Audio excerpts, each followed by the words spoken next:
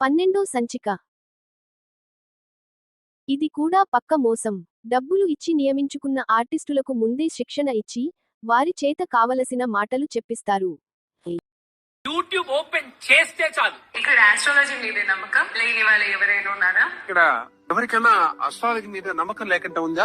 నాకు ఆస్ట్రాలజీ మీద నమ్మకం లేదు, కానీ మీ మీద మాత్రం నమ్మకం ఉన్నది. పైసా మీద మోజుతో హిందూ మతాన్ని వారి నమ్మకాలను వ్యాపారంగా మార్చి సర్వనాశనం చేస్తున్న దొంగ జ్యోతిష్యులు అన్న నమ్మకం నాకున్నది. నవ్వేటోన్ ముంగట కాల్జారు పడ్డట్టు ఏందిది? మన ధర్మం ఎదుటి వారికి ఆదర్శంగా నిలబడే స్థాయి నుండి మీ స్వార్థం కోసం బజార్లో పడేస్తున్నారు. ఒక పెన్ను బుక్ పెట్టుకొని మంచి సెటప్ వేసుకొని మంచి ఆర్టిస్టులను పెట్టుకొని నమ్మకం లేదా, గాడిది గుడ్డు లేదా, మొన్న బ్రేకప్ అయింది, ఇప్పుడు నమ్మకం వచ్చిందా? ఇప్పుడు ఆస్ట్రాలజీ మీద నమ్మకం వచ్చిందా? ఇప్పుడు నమ్మకం వస్తుంది అస్ట్రాలజీ మీద అని సిగ్గులేని మాటలు మాట్లాడుతున్నారు. ఎంత బిజినెస్ ఉంటే గత కొన్ని రోజుల నుండి ఇవే యాడ్స్ వస్తున్నాయి. ఫస్ట్ టాక్ ఫ్రీ అంట.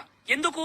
అందరికి సహజంగా ఉండే ఒక 10 సమస్యలను చెప్తాడు, మళ్ళీ ఏదో పెద్ద మాయ ఉన్నట్టు అవి నిజం అన్నట్టు ప్రూవ్ చేస్తాడు. ఒకవేళ నిజంగా వాడికి మన తలరాతలు మార్చగలిగే శక్తే ఉంటే వాడెందుకు కూర్చొని మంది జాతకాలు చెప్తాడు? రాష్ట్రానికి సీఎంఓ, దేశానికి పిఎంఓ అవుతాడు కదా, అంబానికి పోటీగా పోతాడు కదా. ఇప్పుడు ఏంది? ప్రతి అడుక్కునే వారి జాతకం చెడ్డగా ఉంటుంది, ప్రతి ధనవంతుడి జాతకం గొప్పగా ఉంటుందా? ఒకసారి ఇట్లనే ఈ ఆస్ట్రాలజీకి సంబంధించిన యాప్ నాకు ఫోన్ చేసిరు. జ్యోతిష్యం చెప్తాడంట. నాకు తెలిసిన వాళ్ళు ఒకరు చనిపోతే వాళ్ళ డేట్ ఆఫ్ బర్త్ అంతా చెప్పిన. మంచి ఫ్యూచర్ ఉన్నది, కాకపోతే ఒక పూజ చేపియాలంట. ఏం పూజ చేస్తావు? శవం ముంగడ కూర్చొని పూజ చేస్తే శవం లేచి నిలబడుతుందా? అన్ని ఉద్దర ముచ్చట్లు, ఉద్దర పంచాయతీలు. అయినా ఒక స్టార్ట్అప్ ఫౌండర్ కూడా. స్టార్ట్అప్ బిజినెస్ కి సీఈఓ అంట. ఇంకా చదువులు ఎందుకు, ప్రిపరేషన్లు ఎందుకు? ఇక జాతకాలు చూసుకొని నడవాలి.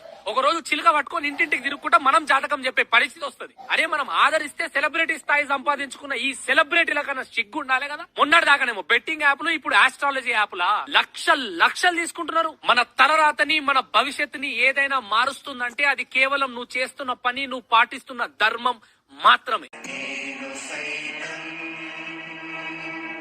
మిత్రులారా, దయచేసి సబ్స్క్రైబ్, లైక్, కామెంట్, షేర్ చేయండి.